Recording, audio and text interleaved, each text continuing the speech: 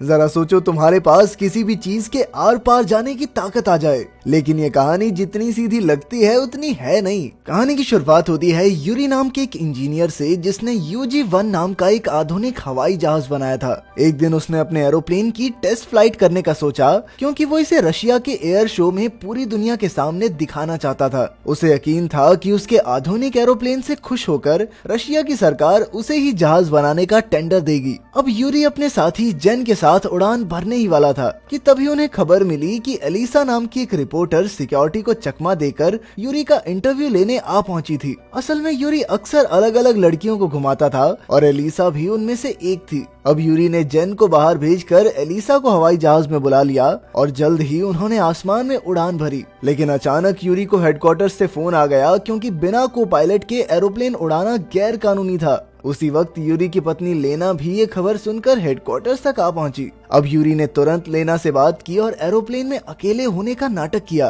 ताकि लेना को एलिसा और उसके अफेयर के बारे में पता न चले। फोन काटने के बाद उसने एलिसा को एक पैराशूट से बांधा और चूम कर एरोप्लेन से बाहर फेंक दिया। जैसे तैसे एलिसा जमीन पर लैंड हो गई और उधर यूरी भी हवाई जहाज में अकेला वापस लौट आया। इसके बाद हम वान्या नाम के एक लड़के को देखते हैं, जो अपनी माँ की लगातार रोक टोक से तंग आ चुका था। खैर वो स्कूल पहुंचा और तब हमें पता चला कि वो अपनी क्लास की लड़की पोलिन को बेहद पसंद करता था। लेकिन वान्या हमेशा डरा डरा सा रहता था, इसीलिए उसकी क्लास के बच्चे उसे हमेशा परेशान करते रहते। वहीं दूसरी ओर यूरी और जेन अपनी टेस्ट फ्लाइट सफल होने पर जश्न मना रहे थे। लेकिन तभी यूरी का एक पुराना बिजनेस राइवल पॉल वहां आ पहुंचा और उसे बुरा भला कहने लगा। जल्द ही उन्होंने शतरंज का मुकाबला करने का फैसला किया, लेकिन उसमें गोटियों की जगह वोडका के शॉट्स थे। जब भी कोई बारी हारता तो उसे एक शॉट पीना पड़ता था। बदकिस्मती से यूरी लगातार हारने लगा और जल्द ही वो शराब के नशे में धुत हो गया। जैसे ही वो बार से निकला तो बाहर लेना उसका इंतजार कर रही थी। यूरी नशे की हालत में गाड़ी नहीं चला सकता था, इसीलिए लेना ने उससे चाबी ले ली और उसे गाड़ी में बैठने को कहा। लेकिन यूरी ने उसकी बात नहीं सुनी और जेन की चाबी लेकर उसकी गाड़ी में निकल पड़ा।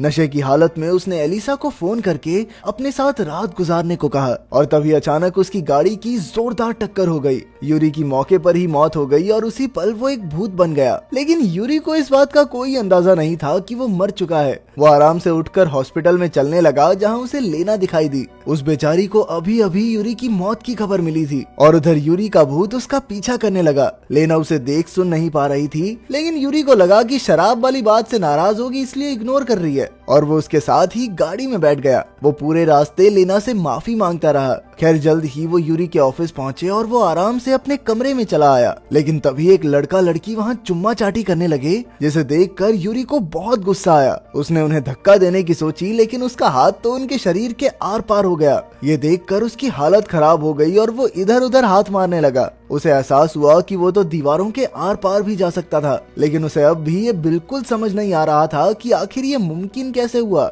लेकिन तभी उसकी नजर अपनी तस्वीर पर गई, जिसके नीचे सभी फूल चढ़ा रहे थे। तब जाकर उसे एहसास हुआ कि वो असल में मर चुका है। ये देखकर उसे बहुत गुस्सा आया, क्योंकि उसका एयर शो में जाने वाला सपना बस एक हफ्ते में पूरा होने वाला था। खैर बाद में वो अपने ही अंतिम संस्कार पर पहुंचा और उसने देखा कि पॉल भी वहां आया था। पॉल ने लेना से यूरी का टेंडर वापस लेने की बात कही, जिस पर लेना ने कहा कि वो इसके बारे में सोचेगी। इधर यूरी को अब भी अपनी इस हालत पर यकीन नहीं हो रहा था, इसीलिए वो यूं ही सड़क पर गाड़ियों के आर पार होने लगा। वहीं दूसरी ओर वान्या के दोस्तों ने वान्या की साइकिल के ब्रेक्स तोड़ दिए और इसी साइकिल के साथ उसे सड़क पर जाने को कहा। जल्द ही वान्या का संतुलन बिगड़ गया और वो सामने से आ रही यूरी से टकरा गया। हैरानी की बात तो ये थी कि वान्या यूरी को देख और छू सकता था। वान्या ने उससे माफी मांगी, जिसे देखकर यूरी हैरान हो गया। उसने वान्या को बताया कि असल में वो एक भूत है और ये सुनकर वान्या बुरी तरह डर गया। वो वहां से भागकर एक बस में चढ़ गया, लेकिन जल्द ही यूरी भी बस में आ गया और वान्या को खींचकर पीछे ले आया और फिर गलती से खुद बस से नीचे गिर गया। तब वान्या इतनी जोर से चिल्लाया कि पूरी बस के लोग उसे ही देखने लगे। इसके बाद वान्या जल्दी से अपने घर जाकर अपने कमरे में छिप गया, लेकिन यूरी तो यहाँ तक भी आ पहुंचा था। उसने वान्या को शांत करने की कोशिश की, लेकिन वान्या अब भी इस अनजान भूत से बुरी तरह डरा हुआ था।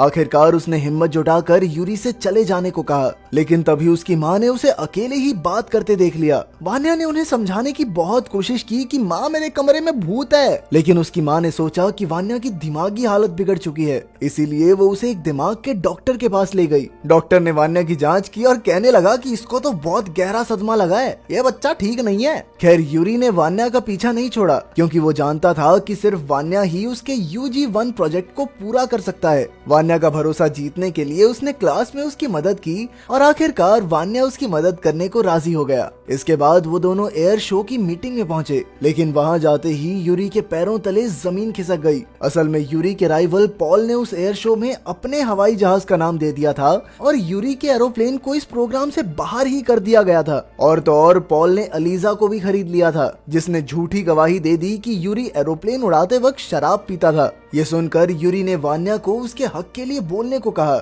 लेकिन इतने लोगों को देखकर वान्या काफी घबरा गया और वो एक शब्द भी नहीं बोल पाया। खैर यूरी भी इतनी आसानी से हार मानने वालों में से नहीं था। अगले दिन जब वान्या स्कूल में डांस की प्रैक्टिस कर रहा था, तो उसका डांस देखकर सब बच्चे उस पर जोर जोर से हंसने लगे। पर तभी यूरी उसकी मुश्किलें हल करने वहां आया। वो दोनों समझ चुके थे कि वो एक दूसरे का सहारा बन सकते हैं। वान्या ही यूरी के इस प्रोजेक्ट को पूरा करवा सकता था और इसके बदले यूरी ने उसकी सेटिंग पोलिन नाम की एक लड़की से करवाने का वादा किया। इसके बाद यूरी ने वान्या की ट्रेनिंग शुरू कर दी और उसे लड़कियों से बात करने के तरीके बताए। जल्द ही वान्या में जोश आ गया और वो पोलिन से बात करने लगा। फिर तो पोलिन ने उसे अपने जन्मदिन की पार्टी पर भी बुलाया। वहाँ पार्टी में भी उसने पोलिन की एक बेहद खूबसूरत तस्वीर खींची। तस्वीर देखकर पोलिन बहुत खुश हुई, लेकिन वान्या अपने मन में सोचने लगा कि हाँ अभी चांस है, लड़की हो चुकी है इम्प्रेस, किस करके डील क्लोज कर देता हूँ। लेकिन जैसे ही वो पोलिन को चूमने के लिए आगे बढ़ा तो पोलिन ने गुस्से में उसके कान के नीचे रैप्टा मारा। साले ठरकी।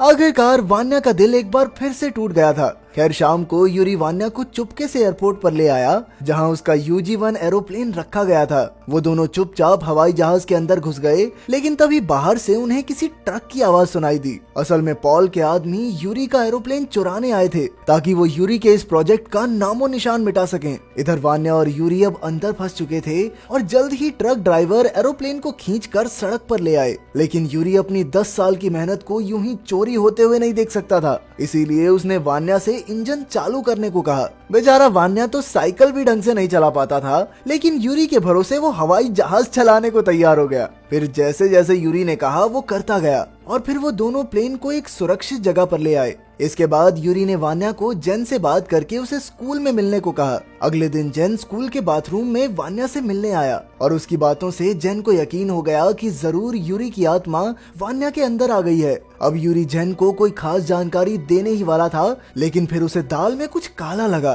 तब ये खुलासा होता है कि जेन तो अब पार्टी बदलकर पॉल के लिए काम करने लगा था, क्योंकि पॉल ने उसे वादा किया था कि वो उसे अपनी कंपनी में हेड बना देगा। ये देखकर यूरी ने वान्या को वहाँ से तुरंत भाग जाने को कहा, लेकिन जल्द ही जेन ने वान्या को पकड़ लिया। उन दोनों में हाथापाई होने लगी और जल्द ही वान्या बाथरूम में छिप गया। वो यूरी की कही हुई बातें दोहराने लगा। आखिरकार वान्या के जरिए यूरी ने जेन को एहसास दिलाया कि ये प्रोजेक्ट उनके लिए कितना मायने रखता था। लेकिन फिर जेन ने यूरी पर इल्जाम लगाया कि साले लड़कीबाज, तेरी फिजूल खर्ची के चक्कर में इतने सालों से गरीबी में जी रहा हूँ मैं। उन दोनों की बहस चल ही रही थी कि तभी एक सफाई वाली वहां आई और मौका देखकर वान्या वहां से भाग निकला। जेन भी उसका पीछा करने लगा और बेचारा वान्या खिड़की के बाहर आकर फंस गया। वान्या को ऊंचाई से बहुत डर लगता था और जल्द ही वो बिल्डिंग से नीचे गिरने वाला था। तभी पैरामेडिक्स की टीम वहां आई और उन्होंने वान्या को सेफ्टी नेट पर कूदने को कहा, लेकिन वान्या के अंदर जरा भी हिम्मत नहीं थी। पर फिर अचानक से पोलिन भीड़ से निकल कर आई और उसने सबके सामने वान्या से अपने प्यार का इजहार किया। उसने वान्या से वादा किया कि वो आने वाली पार्टी में उसकी डांस पार्टनर भी बनेगी। उसकी बातें सुनकर वान्या में जोश आ गया कि भाई जिंदा रहना है, अब तो जिंदगी बढ़िया है आगे। और वो हिम्मत करके नेट पर कूद गया। लेकिन वो कहाँ जानता था कि पोलिन ने ये सब सिर्फ उसकी जान बचाने के लिए किया था। खैर नीचे आने के बाद वान्या में अलग ही हिम्मत आ गई। इसके बाद यूरी और वान्या फिर से UG-1 को सफल बनाने की तैयारी में जुट गए। यूरी ने कई दिन तक वान्या को हवाई जहाज उड़ाने की ट्रेनिंग दी, लेकिन जल्द ही वान्या की माँ को भनक लग गई कि वान्या स्कूल छोड़कर बाहर घूमने जाता है। इसी वजह से उसकी माँ ने उसे सजा के तौर पर घर में कैद कर दिया। लेकिन आज उसका डांस प्रोग्राम था और फिर बाद में उसे एयर शो में यूरी का प्लेन भी उड़ाना था, इसीलिए वो कपड़ों की रस्सी बनाकर अपने कमरे की खिड़की से भाग निकला। इसके बाद वो तुरंत स्कूल पहुंचा, लेकिन वहां जाते ही उसका दिल चकनाचूर हो गया। पोलिन ने तो किसी और लड़के को अपना डांस पार्टनर बना लिया था और तब वान्या को पता चला कि उस दिन पोलिन ने जो कुछ भी कहा वो सब वान्या पर दया खा के कहा था। उसकी सारी उम्मीदों पर पानी फिर गया था, इसीलिए उसने अपना चक्कर छोड़कर यूरी का मिशन पूरा करने का फैसला किया।